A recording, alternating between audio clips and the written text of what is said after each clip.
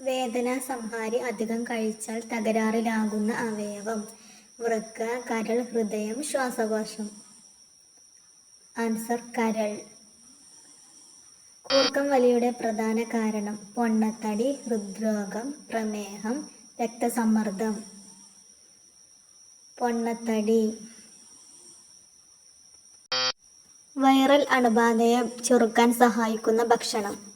Nuts, chocolate, ചോറ്, oats.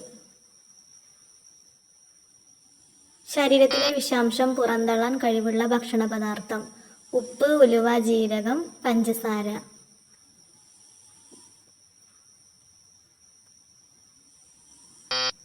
മലബന്ധം ഉണ്ടാകുന്നവർക്കുള്ള രോഗം. വയറുവേദന, മൈഗ്രെയിൻ, തലവേദന, പൈൽസ്.